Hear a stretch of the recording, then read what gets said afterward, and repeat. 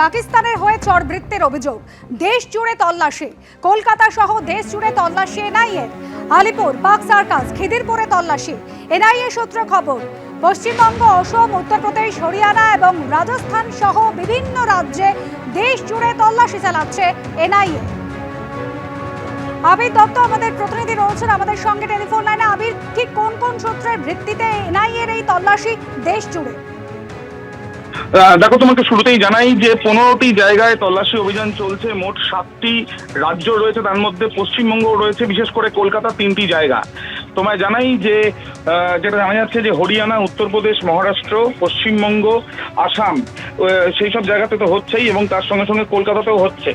এবং যেটা আমরা জানতে পারছি, হরিয়ানা, দিল্লি, এছাড়াও উত্তরপ্রদেশ, মহারাষ্ট্র, রাজস্থান, আসাম ছাড়াও কলকাতায় যে 3টি জায়গা হচ্ছে তার মধ্যে খিদিরপুর রয়েছে, পাক সার্কাস রয়েছে এবং আলিপুর রয়েছে।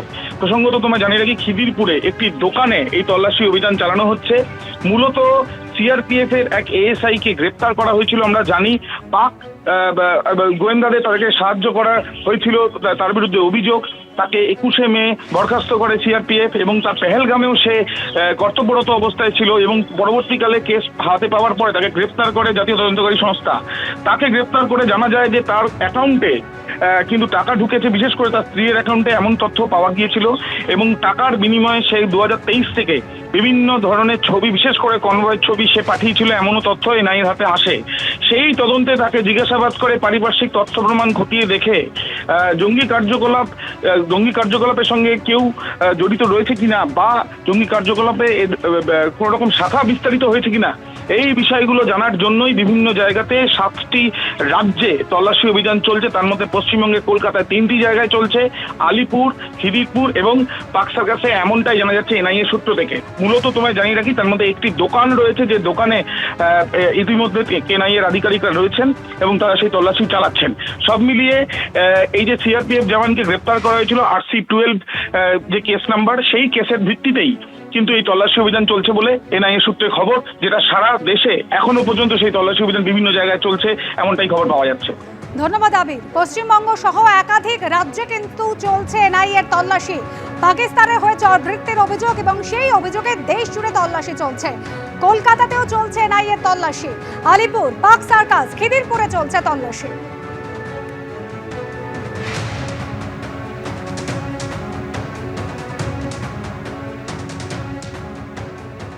দেশ আগে, দল নয়, জাকার্তায় গিয়ে মন্তব্য অভিষেক বন্দ্যোপাধ্যায়। আমি বিরোধী দলের সাংসদ, শাসক দলের সঙ্গে আমাদের মত পার্থক্য রয়েছে, কিন্তু এখানে দেশের আগে দল নয়। কি বলেছেন অভিষেক বন্দ্যোপাধ্যায়, শোনাবো। In a circle and exposing Pakistan. We all have been doing our bit. Look at the composition of the delegation. I might have differences with the ruling party, but I will not let my political interests come in my nation's interest. I will keep working what is in best interest of my nation. I'm going to fight the ruling party tooth and nail, and I will not budge an inch from this fight. But I will not do anything that is against my country's interest. Make no mistake. That is why precisely we are all here for.